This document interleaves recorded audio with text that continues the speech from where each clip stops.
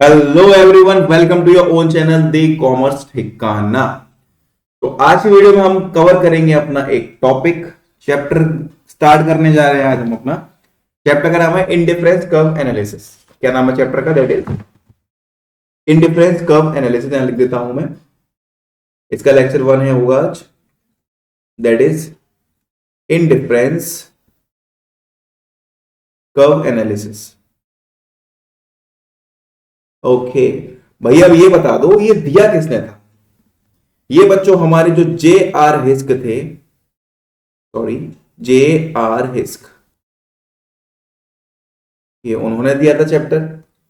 और एग्जाम में इसकी वेटेज होती है हमारी 6 मार्क्स तक। ठीक है, एग्जाम में यह चैप्टर आपसे 6 मार्क्स तक का पूछा जा सकता है।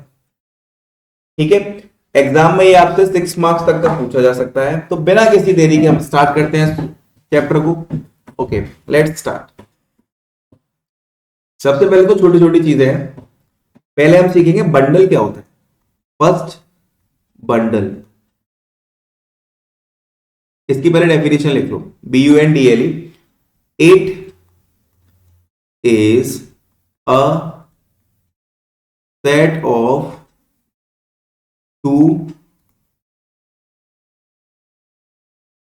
commodities that a consumer can buy with given income at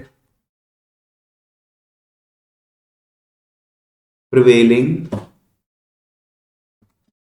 market price। ठीक है, देखो ये क्या होता है। It is a set of to commodities. ये एक दो कमोडिटीज का हमारा सेट होता है। That a consumer can buy given his income eight prevailing market price, जिसको कंज्यूमर मार्केट प्राइस पर क्या करता है? बाय करता है। जैसे कि आप गए मार्केट में, तो आपके पास एक थैला है, ठीक है, आपके पास एक बैग है, आपने इसके अंदर दो गुड्स ले लिए, परचेज कर लिए। First is banana, second is Apple. तो इसको हम बोलेंगे क्या? बंडल। क्या बोलेंगे इसको हम? इसको हम बोलेंगे बंडल। दोबारा रिपीट करता हूं, it is a set of to commodities. ये हमारा दो कमोडिटीज का सेट है। That a consumer can buy, जिसको कंज्यूमर खरीद सकता है given his income eight prevailing market price. Prevailing market price का मतलब है जो कीमत मार्केट में इसकी है उसको हम बोलते हैं प्रिवेलिंग मार्केट प्राइस। ठीक है, अब एक सेकंड डेफिनेशन होती है भैया, क्या होती है? लिखो ध्यान से। उसका नाम है बजट सेट। देखो, it is a set of all bundles that a consumer can buy with given his income at prevailing market price। अब ये क्या है ये समझते हैं हम। It is a set of all bundles. जो भी हमारे बंडल्स है ना, जो हमने इससे पहले डेफिनेशन पढ़ी थी, वो हमारे बंडल्स थे। It is a set of all bundle, इसके अंदर सारे बंडल होते हैं। That a consumer can buy, जिनको कंज्यूमर क्या कर सकता है? खरीद सकता है। With given his income eight prevailing market price. Prevailing market price के अंदर जो रेट, जो कीमत, हिंदी में लिख देता हूं, जो कीमत मार्केट में है उसको हम बोलते हैं क्या? Prevailing market price. ठीक है, अब ध्यान से देखो, एक बजट सेट का दूसरा नाम भी होता है बच्चों। बजट सेट का एक सेकंड नाम भी होता है, जिसको हम क्या बोलते हैं? Budget constraint.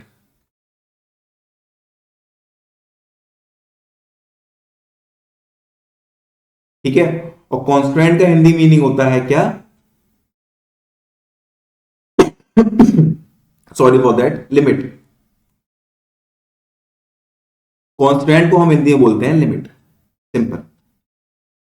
ओके, अब आ जाओ नेक्स्ट। यहां तक उम्मीद कर रहा हूं कोई दिक्कत नहीं होगी। बजट बंडल क्या होते हैं? हम मार्केट गए, हमने तो अपने थैले के अंदर दो गोट्स रखे, एक केला और एक सेब, वो हो गया हमारा बंडल। और जितने भी हमने सारे बंडल खरीदे हैं उनको हम बोलते हैं कलेक्टिवली बजट सेट, ठीक है।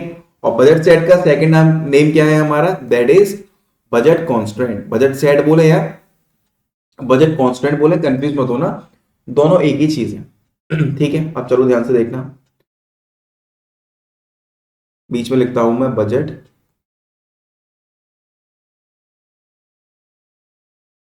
कॉन्स्टेंट, ठीक है। लिखो, इट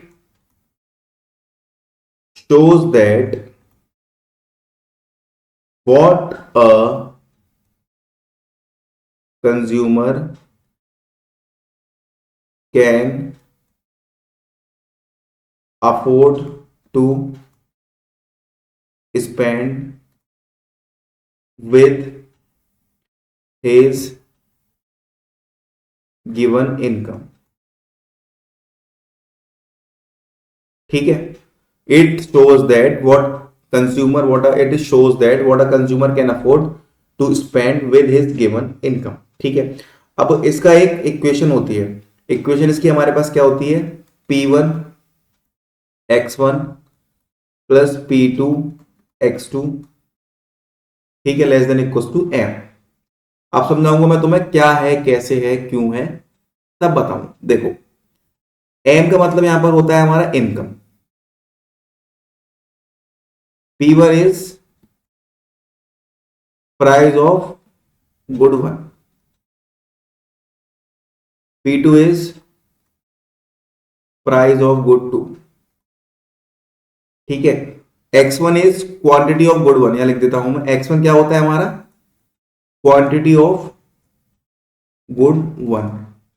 X2 क्या होता है हमारा? That is quantity of good two, ठीक है। अब ध्यान से देखना, तो ये वाला पार्ट है ना, ये वाला पार्ट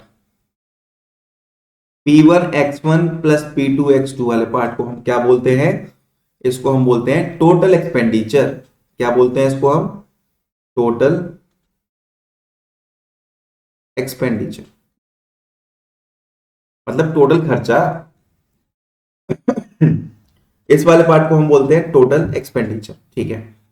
ये होती है हमारी इनकम, मतलब जो हम खर्चा कर रहे हैं या तो हमारी कमाई के बराबर हो या उससे कम हो, उसको हम बोलते हैं बजट कांस्टेंट। देखो लिखा हुआ है, इट शोज दैट, ये हमें शो करता है what a consumer can afford to spend, मतलब कंज्यूमर कितना अफोर्ड कर सकता है, खर्चा कितना खर्चा वो अफोर्ड कर सकता है, ठीक है। अब एक एग्जांपल लिख लेते हैं इसका, उससे और क्लियर हो जाएगा। Let's write an example before the example. एक मिनट रुकना जरा, डुप्लीकेट स्लाइड, एक और।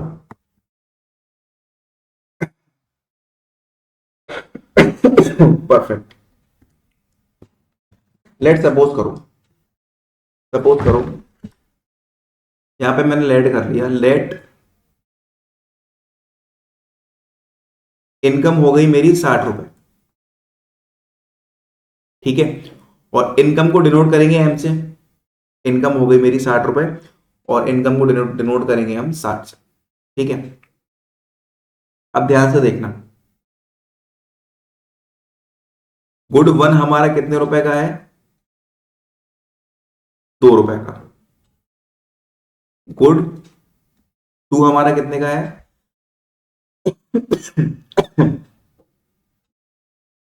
1 रुपए का, ठीक है। अब ध्यान से देखना, इक्वेशन हमारे पास क्या है? P1 x1 plus P2 x2, ये हमारे पास इक्वेशन है, ठीक है। एक काम करो, इनकम को यहां पर कर लो 20, ठीक।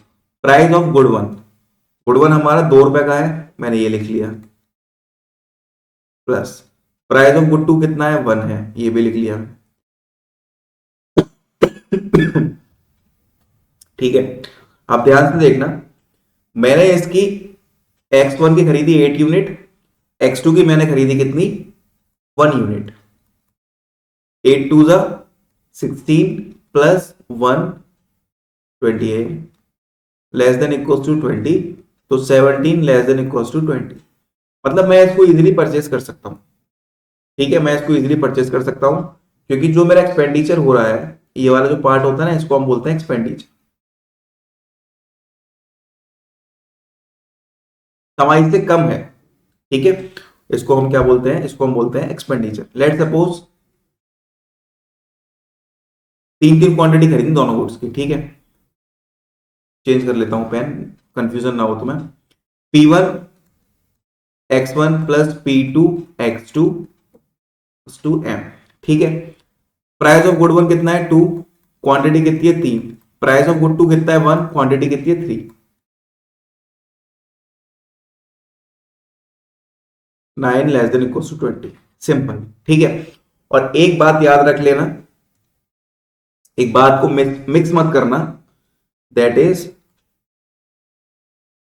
बजट लाइन की इक्वेशन अलग है, वो होती है हमारी P1 x1 plus P2 x2, that is m।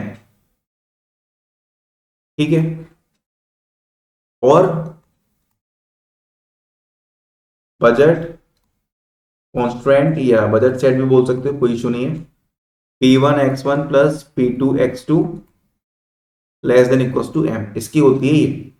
ठीक है, तो इसको मिक्स मत कर देना, सिंपल।